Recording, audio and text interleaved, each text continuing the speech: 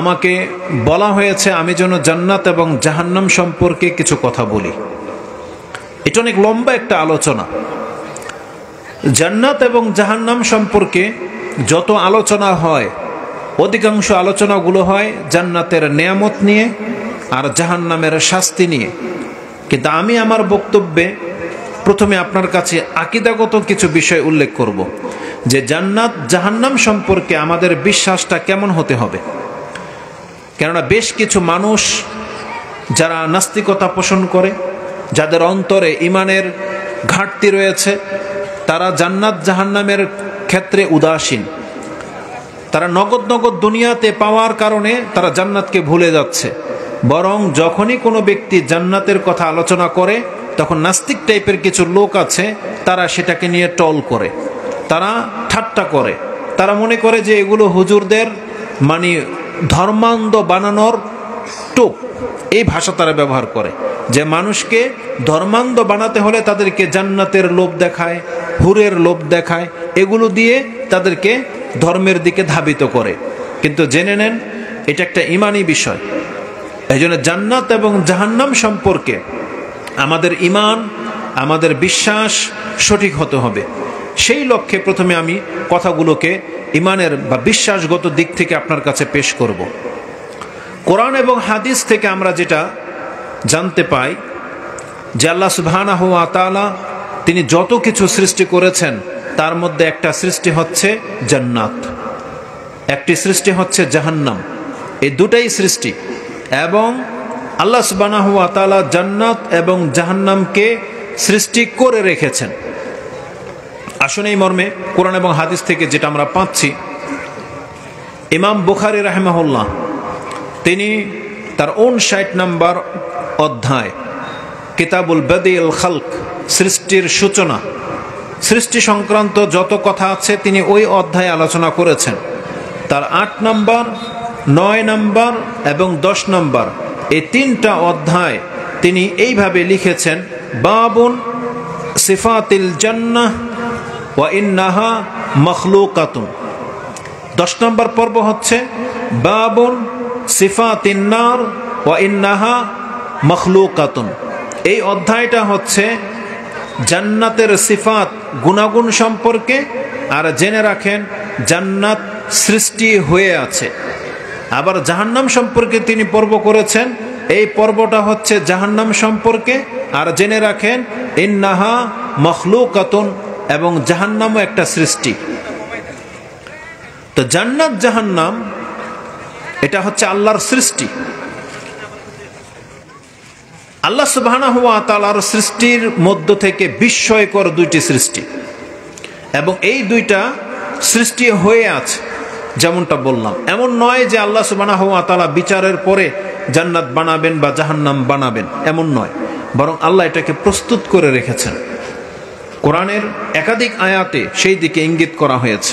যেমন কোরআনে আল্লাহ সুবহানাহু ওয়া তাআলা জান্নাত সম্পর্কে বলতেছেন, ওয়াসারিউ ইলা মাগফিরাতিম মির রাব্বিকুম ওয়া জান্নাতিন আরদুহাস সামাওয়াতু ওয়াল আরদ উইদ্দাত লিল মুত্তাকিন।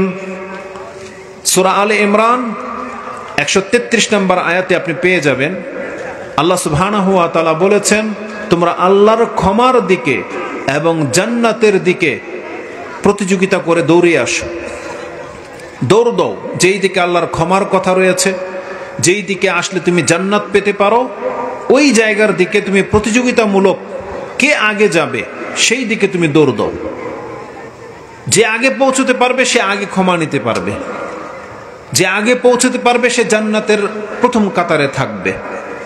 তারপর আল্লাহ সুবহানাহু ওয়া তাআলা বলেছেন এটা এমন একটা জান্নাত উইদ্দাত লিল মুত্তাকিন, যেটা আমি প্রস্তুত করে রেখেছি জান্নাতীদের জন্য, মানে মুত্তাকিদের জন্য। তা আল্লাহ সুবহানাহু ওয়া তাআলা এখানে প্রস্তুত করে রাখার কথা বলেছেন, যে আমি রেডি করে রেখেছি জান্নাত। কোরআনে আরেকটি আয়াতে আল্লাহ সুবহানাহু ওয়া তাআলা বলেছেন, যে আয়াতটা একটা হাদিসের ব্যাখ্যাতে গিয়ে আমি আপনার কাছে উল্লেখ করব, যে জান্নাত যে প্রস্তুত হয়ে আছে এই মর্মে রাসূলুল্লাহ সাল্লাল্লাহু আলাইহি ওয়াসাল্লাম থেকে একাধিক হাদিস কোট করা যেতে পারে। একটি হাদিস ইমাম বুখারী এবং মুসলিম তারা উভয় তাদের কিতাবে এনেছেন, যে হাদিসটি আপনি বুখারীতে 49 নম্বর অধ্যায়ের 8 নম্বর পর্বে পেয়ে যাবেন। হাদিস হচ্ছে 3244, 3244। তাতে আবু হুরায়রা রাদিয়াল্লাহু তাআলা আনহু থেকে একটা হাদিস বর্ণনা করা হয়েছে যে কাল আল্লাহ সুবহানাহু ওয়া তাআলা বলেন, আদাততু লি ইবাদিয়াস সালিহিন মা লা আইনুন রাত ওয়ালা উযুনুন সামিয়াত ওয়ালা খাতারা আলা কলবি বাশার। আল্লাহ সুবহানাহু ওয়া তাআলা বলেন, আমি আমার সৎ বান্দাদের জন্য এমন এক জান্নাতকে প্রস্তুত করে রেখেছি, না আজ পর্যন্ত কোনো চক্ষু সেটা দেখেছে, না সেই জান্নাতের বর্ণনা কোনো কান শুনেছে, আর না কোনো এমন অন্তর আছে যেটা ফিল করতে পারে যে কেমন হতে পারে জান্নাত। তার মানে আল্লাহ সুবহানাহু ওয়া তাআলা বলছেন, আদাত্তু, আমি প্রস্তুত করে রেখেছি।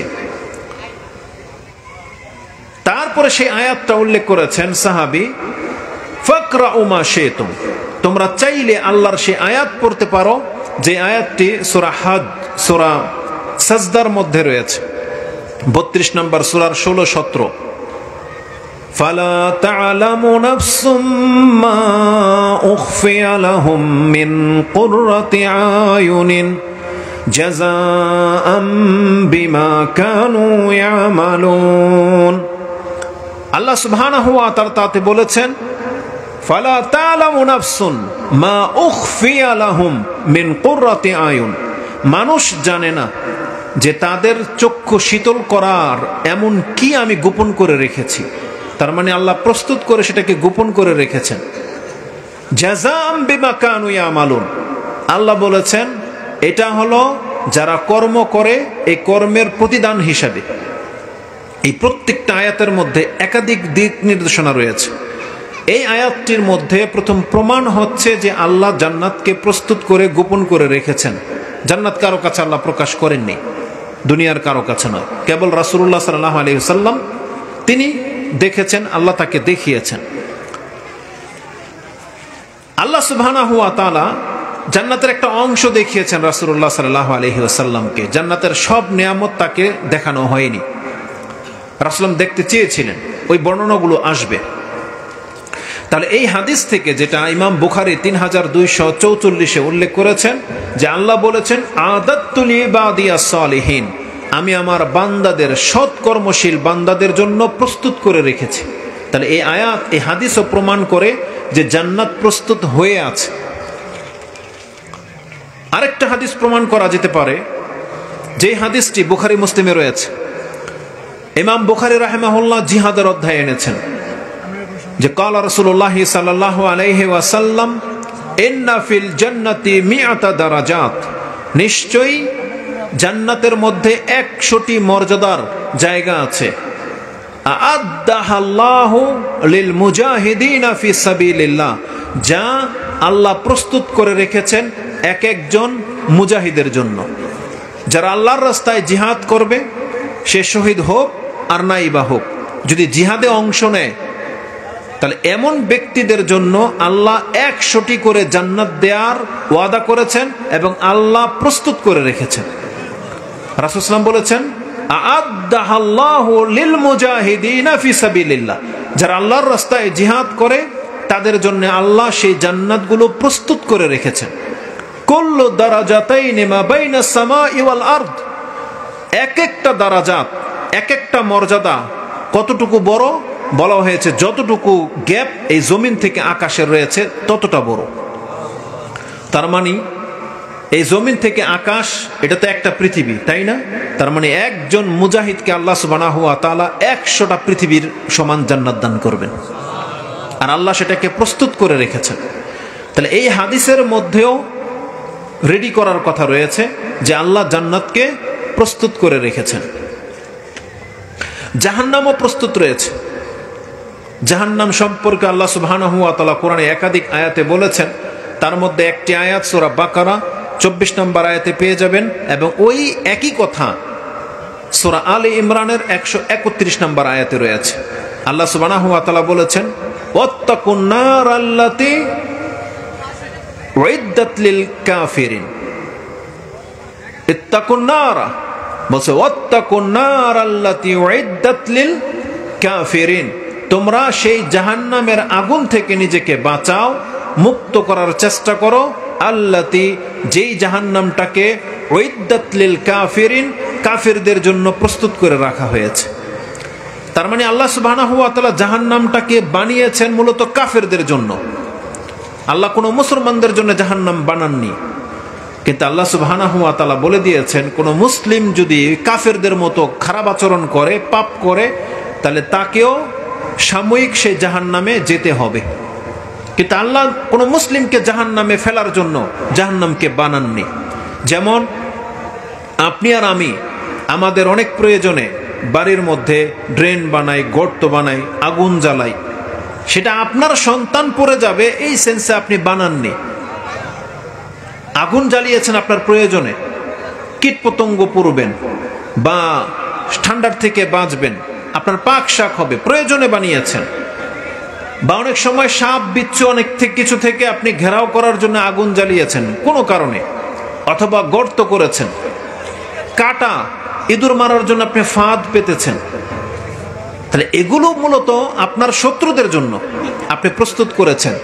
কিন্তু সেখানে গিয়ে যদি আপনার নিজের সন্তান গিয়ে পা দেয়, নিজের সন্তান যদি পতিত হয়, তার মানে সেটা আপনার উদ্দেশ্য ছিল না, এটা আপনার সন্তানের ভুলের গতিতে হয়েছে। ঠিক আল্লাহ সুবহানাহু ওয়া তাআলা জন্য এই কনসেপ্ট নিয়ে আমাদের কাছে পেশ করতেছেন, উইদ্দাত লিল কাফিরিন, আমি জাহান্নামকে তো প্রস্তুত করেছি বান্দা কাফেরদের জন্য, আমার নাফরমান বান্দাদের জন্য, তোমাদের জন্য না। অতএব তোমরা কিন্তু ভুলবশত তাদের মতো আচরণ করে গিয়ে জাহান্নামে পতিত হইও না। তার মানে আল্লাহ আমাদেরকে জাহান্নামে ফেলার জন্য সৃষ্টি করেননি। আল্লাহ বলছেন উইদ্দাত লিল কাফিরিন, ওটা তো কাফেরদের জন্য আমি প্রস্তুত করেছি। তো জাহান্নামও প্রস্তুত হয়ে আছে। যারা এই প্যান্ডেলের দায়িত্বশীল, যেহেতু এখানে আমার পরে যারা আসবে প্রত্যেকে বিজ্ঞ, বড় বড় শেখ গুণ এখানে উপস্থিত হবেন, কথা বলবেন। আমি মনে করি তাদের স্টেজে ওঠার আগেই এই পরিবেশটাকে শান্ত করা উচিত। এই প্যান্ডেলের বাইরে কোনো গ্যাদারিং যেন না থাকে, এবং এই যে হরেন বাজাচ্ছে সেই অপশনও যেন না থাকে, কারণ রাস্তাটা ক্লিয়ার থাকলে কিন্তু মানুষ হরেন বাজাবে না। দ্বিতীয়ত তো হচ্ছে যে মাইকের সামনে এসে কথা বলা, এই হইচই করা, এটা হচ্ছে আদবের খেলাফ। যখন আমরা কথা বলা থেমে দেই, তখন ওখানে কথা বন্ধ হয়ে যায়। আমি কথা বলতে থাকলে আবার ওখানে কথা শুরু হয়ে যায়। এক তো রাস্তার পাশে, কারণ একটু ব্যতিক্রম কোনো শব্দ হলে কথাতে ব্যাঘাত ঘটবে। আপনারা এদিক সেদিক তাকান। আমরা যখন কথা বলি, আমরা ভাবি জাতির জন্য কোন কথাটা কতটা উপকারী হতে পারে, এবং এটার পেছনে সময় খরচ হয়। কিছু শিক্ষা দেয়া এবং নেয়ার জন্য আমাদের বক্তব্যগুলো, এখানে কোনো রং তামসা নয়, মজা লাগার জন্য তো আমরা ওয়াজ করিও না। আর ওই চিন্তা মাথা থেকে বাদ দিয়ে আমাদের এখানে বসতে হবে, যেখানে কোনো মজা, রং তামসা, হাসি, ঠাট্টা তামাশা হবে না। এখানে আমাকে কোনো একটা বিষয় শিক্ষা দেওয়া হবে। যেমনটা ভাই শুরুতেই বলেছে, আমি স্বাভাবিকভাবে কথা বলি, আমার একটা মেসেজ থাকে বক্তব্যে, আর সেটা আপনাকে নিতে হবে। এই কথাগুলো হয়তো আপনি জানেন, কিন্তু এটা একটা আকীদাগত ব্যাপার। কারণ নাস্তিকদের মধ্যে এমন এমন কথা তারা তুলে ধরে, আপনার মধ্যে তখন ইমানি জাজবা নষ্ট হয়ে যাবে। জান্নাত জাহান্নাম এটা প্রস্তুত হয়ে আছে বলছি এই জন্য, যাতে আপনার ইমানটা সেই দিকে ঝুঁকে। কারণ অধিকাংশ মানুষ এই পরকালের কথা ভুলে গিয়েছে বিদায় আজকে তারা খেলতামশার মধ্যে লিপ্ত। তারা ভুলে গেছে তারা কোন জায়গার জন্য সৃষ্টি হয়েছে, এটা ভুলে গেছে। এই জন্য এই মাহফিলের মাধ্যমে আমরা সেই মেসেজটি আপনাদেরকে স্মরণ করিয়ে দেওয়ার জন্যই কিন্তু এই আয়োজন। কিন্তু বর্তমান বিশ্বে এই বছর এই খেলাধুলাকে কেন্দ্র করে আমাদের মুসলিম সন্তানগুলো যে আচরণ দেখিয়েছে, বিগত ইতি বছর কয়েক, হয়তো 20 বছর এমনটা আমাদের চোখে পড়েনি। তার আগে হয়েছে, কোন একটা সময় হয়েছিল যখন ইন্টারনেটের যুগ ছিল না, শুধু কারো কারো বাসায় একটা দুইটা টিভি ছিল। তখন তারা খেলার জন্য এত পাগল হতো। 5 বছরের পর একবার বিশ্বকাপ হতো, তখন তারা রাত জেগে খেলা দেখতো। একটা সময় ছিল ডাল ঢুক, তারা মানে ঢোল বাজাতো এবং রাস্তার মধ্যে মিছিল পর্যন্ত করত, ওই জেনারেশনটা পাস হয়ে গেছে মনে হচ্ছে 30 বছর হলো। কিন্তু এই 10 বছর পর থেকে এখন এই বছর যেটা দেখা যাচ্ছে সেটা বিগত বছরগুলোতে ছিল না। গত বিশ্বকাপও পোলাপানরা দেখেছে, কিন্তু এই বছরের মতো নয়। তারা একটা আনুষ্ঠানিকতার রূপ নিয়েছে, মনে হচ্ছে হিংসাত্মক, এবং মনে হচ্ছে যে এটাকে প্রমোট করতেছে যে আমরা এটাকে একবারে মানে কি বলবো, এটাকে বাস্তবায়ন করেই ছাড়বে এমন। মানে ইসলামের বিপক্ষে যে কাজগুলো মুসলিমরা কেন যেন এর পক্ষে সাপোর্টে যাচ্ছে, যে ইসলামের বিপক্ষে বলতেছে হুজুররা, না আমরা এটাকে আমাদের পক্ষে নিয়ে আসি, জোর করে মনে হচ্ছে নাফরমানি করতে চাচ্ছে, জোর করে। তো এটা হয়েছে মূলত এই পরকাল সম্পর্কে উদাসীন থাকার কারণে। সে ভুলে গেছে যে আমরা মুসলিম, ভুলে গেছে যে আমাদেরকে মরতে হবে, ভুলে গেছে যে আমাদের জন্য একটা দামি জায়গা অপেক্ষা করতেছে, আর ভুলে গেছে যদি আমরা সেই দামি জায়গা হাসিল করতে না পারি তাহলে কিন্তু আমাদেরকে কঠিন আরেকটা জায়গায় পতিত হতে হবে, এটা আমরা ভুলে গেছি। তো কোরআনে হাদিসে আল্লাহ সুবহানাহু ওয়া তাআলা আমাদেরকে যে মেসেজটা দিচ্ছেন, জান্নাত এবং জাহান্নাম এটা হচ্ছে সৃষ্টি, এবং আল্লাহ সুবহানাহু ওয়া তাআলা এই জান্নাত এবং জাহান্নামকে প্রস্তুত করে রেখেছেন। তো রাসূলুল্লাহ সাল্লাল্লাহু আলাইহি ওয়াসাল্লাম বলেন যে জাহান্নাম প্রস্তুত হয়ে আছে, যেমনটা আল্লাহ কি বলেছেন, উইদ্দাত লিল কাফিরিন, আমি জাহান্নামকে প্রস্তুত করে রেখেছি কাফেরদের জন্য। রাসূলুল্লাহ সাল্লাল্লাহু আলাইহি ওয়াসাল্লাম তিনি স্বচক্ষে জান্নাতকে দেখেছেন এবং জাহান্নামকেও দেখেছেন। এই মর্মে একটা হাদিস আপনার কাছে পেশ করা যেতে পারে, যেটাও এই হাদিস ইমাম বুখারী এবং মুসলিম কোট করেছেন। হাদিসের বর্ণনাকারী হচ্ছে ইমরান বিন হুসাইন। ইমাম বুখারী রাহিমাহুল্লাহ তিনি তার 49 নম্বর অধ্যায়ের 8 অথবা 9 নম্বর পর্বে গিয়ে আপনি পেয়ে যাবেন, হাদিস হচ্ছে 3241। ওই হাদিসটা ছিল 3244, এই হাদিসটা পেয়ে যাবেন 3241, 3241। তাতে রাসূলুল্লাহ সাল্লাল্লাহু আলাইহি ওয়াসাল্লাম বলেন, ইত্তালাআতু ফিল জান্নাহ, আমি জান্নাতে উকি দিয়ে দেখেছি, ফারাআইতু আকসারা আহলিহা আল ফুকারা, যাদেরকে আল্লাহ সুবহানাহু ওয়া তাআলা জান্নাত দিয়েছেন তাদের অধিকাংশ মানুষকে আমি দেখতে পেলাম যে দুনিয়াতে এরা অভাবী গরিব লোক ছিল। তার মানে যে চেহারাগুলো দেখলাম, দুনিয়াতে যারা অভাবী ছিল, টাকা পয়সা যাদের কম ছিল, অত নাম ডাক তাদের ছিল না, দরিদ্র হালতে তাদের জীবন কেটেছে, আমি এমন লোকদেরকে বেশি সংখ্যায় জান্নাতে দেখতে পেলাম। তার মানে এক একটা হাদিসের মধ্যে কয়েকটা মেসেজ থাকে। এক তো রাসূলুল্লাহ সাল্লাল্লাহু আলাইহি ওয়াসাল্লাম বলেছেন ইত্তালাতু ফিল জান্নাহ, আমি জান্নাতে উকি দিয়ে দেখেছি, তার মানে জান্নাত প্রস্তুত হয়ে আছে বিদায় রাসূলুল্লাহ দেখতে পেয়েছেন। এবং তাতে যেটা দেখেছি যে যত মানুষ জান্নাত পাবে তার মধ্যে অধিকাংশ মানুষগুলো হলো গরিব, অভাবী, তারা দুনিয়াতে অভাবী ছিল, তাদেরকে আল্লাহ সুবহানাহু ওয়া তাআলা জান্নাত দিয়েছেন। এটার বেশ কিছু প্রেক্ষাপট হতে পারে, এখানে কিছু কথা না বললেই নয়। আমরা আমাদের বর্তমান প্রেক্ষাপটে ঘুরে ফিরে যে জিনিসটা দেখতে পাচ্ছি, হাদিসে বলতেছেন যে গরিব অভাবীরা জান্নাতের সংখ্যায় বেশি, কিন্তু আমরা ঘোরাফেরা করে যেটা দেখতে পাচ্ছি, বাঙালি চিরাচরিত যেটা স্বভাব, অধিকাংশ অভাবীগুলো ইসলামের ধারই ধারে না। যারা অভাবী তাদের অধিকাংশদের অবস্থান দেখেছি, তারা কষ্ট করে রিক্সা চালায়, ভ্যান চালায়, বা ছোট যে কাজগুলো আছে, ছোট ছোট জিনিস, বাদাম বিক্রি করে, বা ছোট ছোট স্টল, চায়ের দোকানদার, ছোট ছোট ব্যবসায়ী, কৃষি কাজ করে।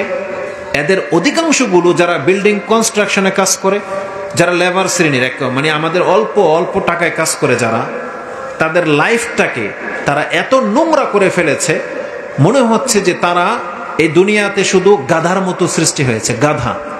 আল্লাহ সুবহানাহু ওয়া তাআলা কয়েকটা পশুর উদাহরণ দিয়েছে। একটা পশু হচ্ছে জিনাত, অলংকৃত, এটাকে মানুষ ব্যবহার করে না, শুধু পোষে। কিছু কুকুর আছে, সুন্দর কুকুর, এটাকে তারা আদর যত্ন করে পালে। অ্যাকোরিয়ামের মাছ দেখেন না, এটা খায় না, শুধু পালে, মানে সৌন্দর্যতার জন্য। কিছু ঘোড়া আছে যেগুলোকে পালে, ওটাকে ব্যবহার করা হয় না। ইংল্যান্ড, ইউরোপে এইসব ঘোড়াগুলো এখন পর্যন্ত প্রস্তুত হয়ে আছে, আরব দেশও আছে। আর কিছু জিনিস আছে পশু, যেটা মানুষ ব্যবহার করে, গরু ছাগল। যেমন ধরেন গরু কিছু আছে হাল চাষ করে, আবার কিছু আছে গরু দিয়ে মানুষ উপকৃত হয়, গোশত খায়, উট খায়, উট দিয়ে চলাচল করে, এটা হচ্ছে মিডল পয়েন্টের পশু।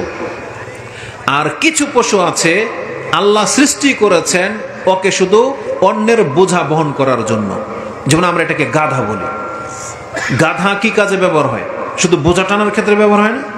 তো গাধা দিয়ে মানুষ শুধু লেবারের কাজ করায়, বোঝা টানায়।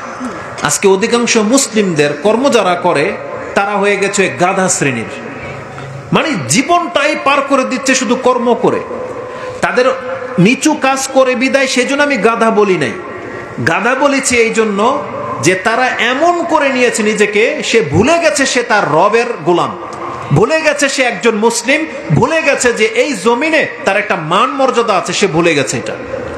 সে গাধার মতো জীবন যাপন করে, সারাক্ষণ একটার পর একটা সিগারেট টানতেই থাকে, কানের মধ্যে হেডফোন, হাতের মধ্যে 2-3টা ওই যে সিএনজির গ্যাস কিট, বুঝছেন গ্যাস কিট বুঝেন?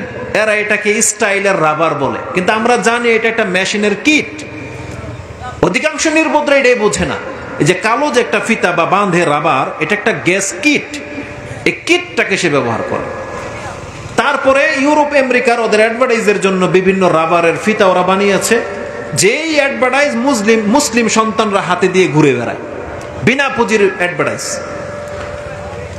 তো এরা গাধার মতো সারাটা জীবন মানুষের কাজ করে গেল, কিন্তু সে আজান হয়ে গেছে ভুলে যায় না। আল্লাহ কোনটা হালাল করেছে হারাম করেছে তার কোনো কদর নাই, জীবনটাই পরিচালনা করতেছে ওই গাধা পশুর মতো। কি পেয়েছে সারাদিন কাজ করে? তারপরে দেখবেন যে তারা কিন্তু সচ্ছল হইতে পারতেছে না, এই অভাবেই থেকে যাচ্ছে। বিভিন্ন এনজিওর সাথে তাদের সম্পর্ক, অমুক জায়গা থেকে কিস্তি তোলে, নেশা করে, জুয়া খেলে, টাকা পয়সা সারাদিন যা কাজ করলো। একটা লোক ধরেন, একটা অভাবী, যদি ও কাজ করে 500-700 টাকা বেতনে রোজে, ও যদি 1 প্যাকেট সিগারেট খায় প্রতিদিন, 1.5 প্যাকেট সিগারেট খায়, তাহলে এই ব্যক্তি আর পরিবার পালবে কিভাবে? আমি যদি 500 টাকা ইনকাম করে প্রতিদিন যদি আমি 150 টাকার সিগারেট খাই, তাহলে আমার মতো অধম আর কে আছে? তাহলে আমার পরিবার কিভাবে চলবে? কিন্তু এরা এটা ধারে না, জীবন ভোর কাজ করতেছে, কঠিন কাজ, আর এইভাবে টাকা পয়সাকে নষ্ট করতেছে। অথচ উচিত ছিল এই নেশা থেকে বাঁচতে পারলে সে একটা পর্যায়ে সে কিছু একটা হতে পারতো, একটা পর্যায়ে সে সচ্ছল হতে পারতো, তাকে এনজিও থেকে বিভিন্ন কিস্তি তুলতে হতো না। কিন্তু মানুষের জীবনটাকে তারা এতটা বিপর্যয়ের দিকে ঠেলে দিয়েছেন। তারপরে তাদের অবস্থাটাকে অধিকাংশ মানুষের, তারা ইসলামটাকে গাধার মতো বহন করে চলেছে। যেমন আল্লাহ সুবহানাহু ওয়া তাআলা বলেছেন, মাসালুল লাযিনা হুমিলু তাওরাতা সুম্মা লাম ইয়াহমিলুহা কামাসালিল হিমার ইয়াহমিলু আসফারা। আল্লাহ বলেছেন যারা ইনজিল এবং তাওরাত এবং ইনজিলটাকে নিজের পিঠের উপরে উঠিয়ে নিয়েছে, জীবনে কোনোদিন খুলে দেখে নেই। আজকে মুসলিমদের অধিকাংশ মানুষের অবস্থা এটা, ও শুধু কোরআনটাকে বহন করে চলে, তাকে ফেলে রেখেছে, কিন্তু কোনোদিন খুলে দেখে নেই। আল্লাহ বলতেছেন এ হচ্ছে হেমারের মতো, গাধার মতো। যেই গাধা শুধু বোঝা বহন করে যায়, চিনের বস্তা সবসময় শুধু বহন করে যায়, কিন্তু কোনোদিন খাওয়ার নসিব হয় না। আজকে আমাদের অবস্থা হচ্ছে এরকম, আমরা সারা জীবন অন্যের কাজ করে নিজের রক্ত মাংসগুলোকে একবারে পানি করে দিচ্ছি, কিন্তু আমরা নিজেরা কোনোদিন সে স্বাদটা পেলাম না। তো তাদেরকে দেখলে দুঃখ হয়। এটা আমি বাস্তবতার প্রেক্ষিতে বলতেছি। আমরা দেখেছি যাদেরকে দিয়ে আমাদের বিল্ডিং এর কাজ করাচ্ছি, যাদেরকে দিয়ে আমাদের জমিন কাজ করাচ্ছি, যাদেরকে দিয়ে আমাদের গাড়ির কাজ করিয়ে নিচ্ছি, তাদের নেচার এটা, সারাক্ষণ মুখের মধ্যে কিছু না কিছু দিয়ে রাখতেছে। হয় সিগারেট, গুলের অভ্যাস থাকলে গুল, পান থাকলে পান। এই যে গরু ছাগলের মতো সারাদিন চাবাই দিয়ে থাকে, তাহলে এদের দিয়ে জাতি কি আশা করবে?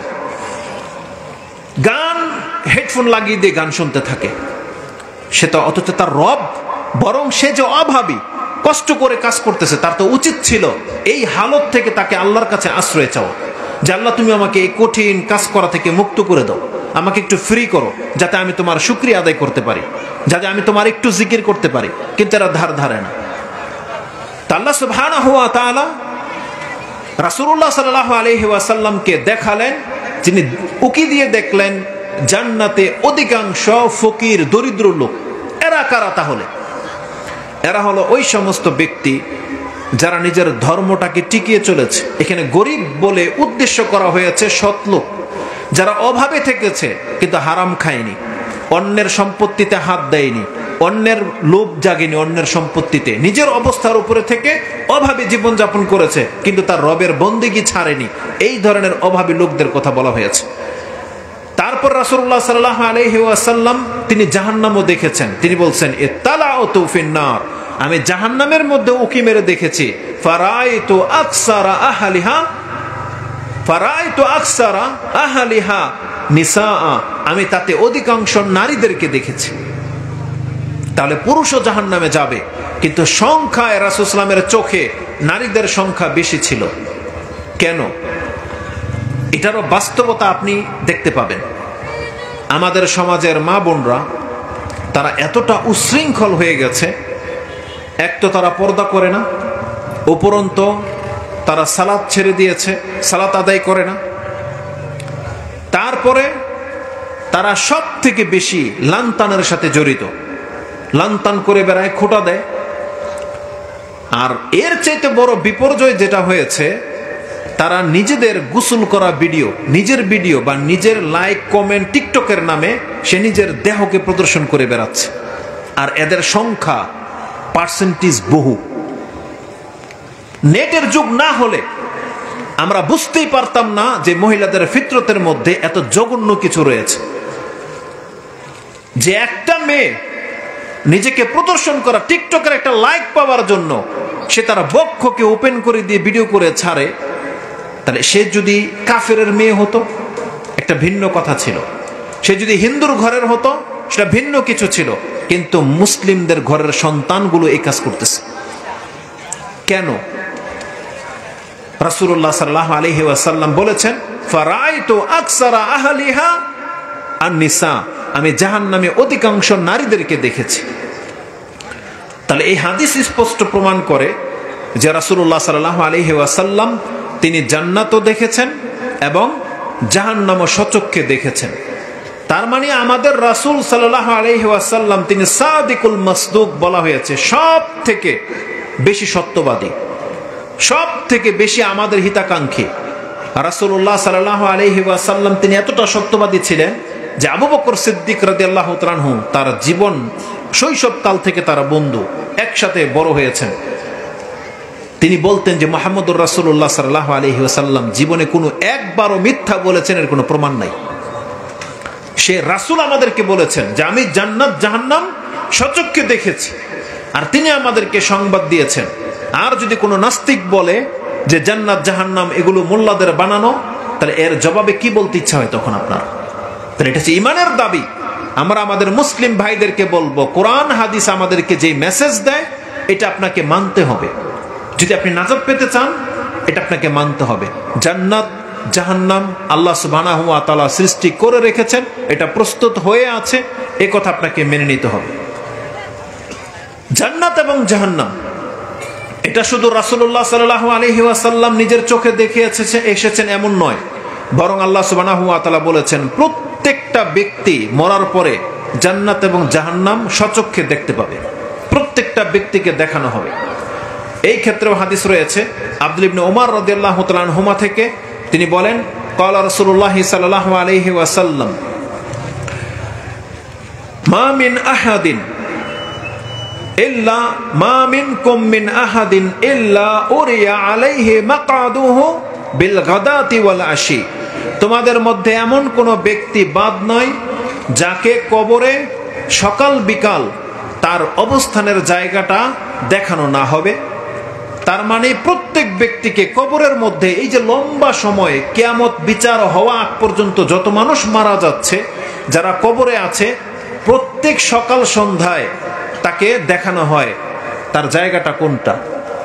ফাইন কানা মিন আহলিল জান্নাহ মিন আহলিল জান্নাহ, যদি কোনো ব্যক্তি জান্নাতি হয় তাহলে তাকে প্রতিদিন সকাল বিকাল দেখানো হবে, বান্দা তোমার ভয় নাই, এই যে দেখো জান্নাতে তোমার ঘর, বিচার শুরু হলেই তুমি জান্নাত পেয়ে যাবে, দেখানো হয়।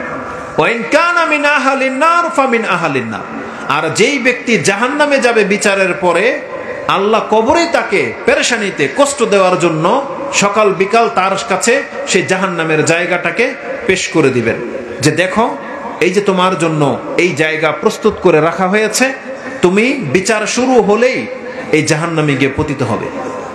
তাহলে কবরেই দেখানো হয়, এটা প্রত্যেক ব্যক্তি দেখতে পাবে। আর এই কথাগুলো যে আমি আপনার কাছে বলতেছি, এটা শুধু একটা তথ্য নয়, বরং এর মাঝে আমি যে মেসেজটা আপনাকে দিতে চাচ্ছি সেটা হচ্ছে, যখন কোনো ব্যক্তির অন্তরে এটা গেঁথে যাবে যে জান্নাত জাহান্নাম সত্য, তখন কিন্তু সে পদক্ষেপ নেবে, তার কিছু করণীয় রয়েছে। খামখেয়ালি করার জন্য ইসলামের এই মেসেজগুলো আমাদেরকে দেওয়া হয়নি। জান্নাত এবং জাহান্নাম এটা এতটা সেনসিটিভ একটা বিষয়, আল্লাহ সুবহানাহু ওয়া তাআলা জান্নাত এবং জাহান্নামটাকে, একটা হাদিস যেটা বললাম এখন 3240, তাতে আছে যদি কোনো ব্যক্তি জান্নাতি হয় জান্নাত তাকে দেখানো হবে, কোনো ব্যক্তি যদি জাহান্নামী হয় জাহান্নামটা তার কাছে দেখানো হবে। কিন্তু এর চাইতে কঠিন হাদিস একটা রয়েছে এখানে। রাসূলুল্লাহ সাল্লাল্লাহু আলাইহি ওয়াসাল্লাম বলেন, এমন কোনো ব্যক্তি নাই যার জন্য আল্লাহ একটা জগৎ তৈরি করে রেখেছেন জান্নাতে, আবার যার জন্য আল্লাহ জাহান্নামে একটা কঠিন জায়গা তৈরি করে রেখেছেন। তার মানে এখানে শুধু মুসলিম আর কাফের নয়, এই পৃথিবীতে যত মানুষ আল্লাহ সৃষ্টি করেছেন প্রত্যেকটা মানুষের দুইটা জায়গা আছে। প্রত্যেকটা মানুষের একটা জায়গা আছে জান্নাতে, একটা জায়গা আছে জাহান্নামে। যেমন আমাদের ভাষা আমরা বলি না একটা নানির বাড়ি নিজের বাড়ি, তাই না? নানির বাড়িটা বেশি মজার, প্রায় সব লোকের কাছে সবকিছু নানির বাড়িতে আছে, দেখবেন বলবে সবকিছু নানির বাড়িতে আছে। তো ওই রকমের একটা ব্যাপার প্রত্যেক ব্যক্তির জন্য আল্লাহ সুবহানাহু ওয়া তাআলা পরকালে দুইটা জায়গা প্রস্তুত করে রেখেছেন, সে মুসলিম হোক আর কাফের হোক। ইমাম ইবনে মাজাহ তিনি তার কিতাবের সর্বশেষ হাদিস উল্লেখ করেছেন, যে হাদিসটি আপনি 4341 পেয়ে যাবেন। সর্বশেষ হাদিস, এটা মুখস্থ রাখার জন্য রিপিট করলাম আমি। ইবনে মাজার কিতাবের সর্বশেষ হাদিস, তাতে আবু হুরায়রা রাদিয়াল্লাহু তাআলা আনহু থেকে একটা হাদিস কোট করা হয়েছে যে ক্বালা রাসূলুল্লাহ সাল্লাল্লাহু আলাইহি সাল্লাম, মা মিনকুম মিন আহাদিন ইল্লা লাহু মানজিলানে, এমন কোন ব্যক্তি নাই যার জন্য দুইটা জায়গা প্রস্তুত হয়ে আছে। মানজিলুন ফিল জান্নাহ ও মানজিলুন ফিন নার, একটা মঞ্জিল হচ্ছে তার জান্নাতে, একটা মঞ্জিল হচ্ছে তার জাহান্নামে প্রস্তুত রয়েছে। ফাইন মাত, যখন সেই ব্যক্তি মারা যায়, ফাদাখালান নার, যদি সে জাহান্নামে যায় কর্মের কারণে, তাকে ওই যে জান্নাতের জায়গাটা আছে সেটাকে হারাতে হবে, কারণ তার জন্য জান্নাত একটা জায়গা প্রস্তুত করে রাখা হয়েছে। কোনো ব্যক্তি যদি মারা যায় তাহলে তার এই জায়গাটা বাকি থেকে যাবে। আল্লাহ কি করবেন জানেন? আল্লাহ সুবহানাহু ওয়া তাআলার পক্ষ থেকে বলা হয়েছে যে ওই জায়গাটাকে কি করা হবে, উরিসা আহলুল জান্নাতি মানজিলাহু, ওই কাফের ওই পাপীর যে জান্নাতটা বাকি থেকে গেছে, এটা আল্লাহ কোন এক জান্নাতীকে ওয়ারিস হিসেবে দান করে দিবেন। আপনারা মনে কথা বুঝেন নাই? আল্লাহ বলেছেন এই পৃথিবীতে প্রত্যেকটা ব্যক্তির একটা জান্নাতে বাড়ি আছে, জাহান্নামে একটা বাড়ি আছে, ধরে নেন জায়গা আছে। কোন ব্যক্তি যদি পাপ করার কারণে, কুফরি করার কারণে জাহান্নামে যায়, তাহলে জান্নাতের যে বাড়িটা আছে এটা তো খালি খালি না? আল্লাহ কি করবেন জানেন? যেমন ধরেন ফেরাউন, তার মানে ফেরাউনের জন্য আল্লাহ জান্নাতে একটা অংশ রেখেছেন। আবু লাহাব, ওতবা, শেইবা, কারুন, যত বড় বড় কাফের আছে, আল্লাহ বলেছেন প্রত্যেক ব্যক্তির জন্য জান্নাতে আলাদা আলাদা জায়গা রিজার্ভ করা আছে। এখন এই লোকগুলো তো কুফরি করে মরেছে, তাহলে তাদের ওই জায়গাটা কি করবেন আল্লাহ? ওরিসা আহলুল জান্নাতি মানজিলুহা, তাহলে ওই ব্যক্তির ওই জায়গাটাকে কোন এক জান্নাতীকে ওয়ারিস হিসেবে দিয়ে দিবেন। তারপরে আবু হুরায়রা বলেন, তুমি যদি চাও আল্লাহ সুবহানাহু ওয়া তাআলার সেই আয়াত পড়ো, ফাযালিকা কাউলুল্লাহি আযজা ওয়া জাল উলাইকা হুমুল ওয়ারিসুন, এই কথাই আল্লাহ বলেছেন এরাই হবে ওই জান্নাতগুলোর ওয়ারিস। যেটা আল্লাহ সুবহানাহু ওয়া তাআলা সূরা মুমিনুনে বলেছেন যে এই জান্নাতের ওয়ারিস কারা হবে? এই মুমিন বান্দারা হবে। আমার এখনো নিশ্চিত যে আপনার কাছে এটা কোনো কদরই পায় না, এই কথাটা কোনো গুরুত্বই পায় না। আমি এখন আপনাদেরকে আরেকটু জিনিস বুঝাই। এক তো আমি হাদিস পেশ করেছি কেন? বোঝানোর জন্য যে প্রত্যেক ব্যক্তির জন্য জান্নাতে একটা জায়গা নির্ধারিত, জাহান্নামে একটা জায়গা নির্ধারিত। তার মানে আল্লাহ সুবহানাহু ওয়া তাআলা আমাদেরকে যে জান্নাত দিতে চান, প্রত্যেকটা কাফেরের জন্য যে জান্নাত প্রস্তুত রয়েছে, এটা তার দলিল। তার মানে আল্লাহ তাকে জান্নাত দিতে চায়। কিন্তু কোনো ব্যক্তি যদি কুফরি করে, পাপের কারণে জাহান্নামে যে যায়, এটা ওই ব্যক্তির ইচ্ছা, এটা আল্লাহর ইচ্ছা নয়। তখন আল্লাহ সুবহানাহু ওয়া তাআলাকে জাহান্নামে ফেলবেন, ওই জায়গাগুলো খালি থেকে যাবে। আমাদের কি করা উচিত? আমাদেরকে উচিত হলো আমরা এই জাহান্নাম থেকে নাম কাটিয়ে মুক্ত করে ওই জান্নাত হাসিল করার কাজে লিপ্ত থাকতে হবে। এটা হচ্ছে আমাদের দায়িত্ব। এই হাদিসকে কেন্দ্র করে একটা সূক্ষ্ম কথা বলি। কিছুদিন আগে কোন একটা পেপারে, আমার কাছে এখানে পেপারের ছবিটা আছে, হয়তো কোন এক নেতা বা ভক্ত একটা লেখা লিখেছে এইভাবে যে জান্নাতে আমাদের প্রধানমন্ত্রীর হক আছে। কি আছে? জান্নাতে আমাদের প্রধানমন্ত্রীর হক আছে। আচ্ছা বলেন তো, কথা সত্য না মিথ্যা? মিথ্যা। এই যে হাদিস বললাম এখন, এটা কি প্রমাণ করে? সত্য না মিথ্যা? তার মানে সত্য। শুধু আমাদের প্রধানমন্ত্রী কেন, সে তো মুসলিম, আলহামদুলিল্লাহ। কোন কাফেরও যদি থেকে থাকে, তারও জান্নাতে হক আছে। হাদিসে কি আছে? তার জন্য আল্লাহ জান্নাতে ঘর প্রস্তুত করে রেখেছেন। আল্লাহ প্রত্যেকের জন্য অংশ রেখেছেন। কিন্তু আল্লাহ বলেছেন, বান্দা তোমার নসিব খারাপ, তুমি যদি যেতে না চাও, তা আমার কিছু করার নাই। তার মানে আল্লাহ কাফেরদের জন্য পর্যন্ত জান্নাত প্রস্তুত করে রেখেছেন। কিন্তু কোন কাফের যখন কুফরি করবে, আল্লাহর নিয়ামতটাকে অস্বীকার করলো, আল্লাহকে অস্বীকার করলো, তখন সে নিজের ইচ্ছায় জান্নাতটাকে সে হারালো। এই জন্য জেনে নেন, কোন ব্যক্তিকে আপনি অতটা হেয় মনে করবেন না, বরং এটাই সত্য যে আল্লাহ সুবহানাহু ওয়া তাআলা প্রত্যেকটা ব্যক্তির জন্য জান্নাতে জায়গা প্রস্তুত করে রেখেছে। আপনাকে শুধু আল্লাহ বলেছেন, বান্দা তুমি জান্নাতে যাওয়ার জন্য কর্ম করো, তুমি জান্নাতকে তোমার বদকর্মের দ্বারা নষ্ট করে দিও না। এটা আল্লাহ সুবহানাহু ওয়া তাআলা বলেছেন। সুবহানাকাল্লাহুম্মা ওয়া বিহামদিক আশহাদু আল্লা ইলাহা ইল্লা আনতা আস্তাগফিরুকা ওয়া আতুবু ইলাইক।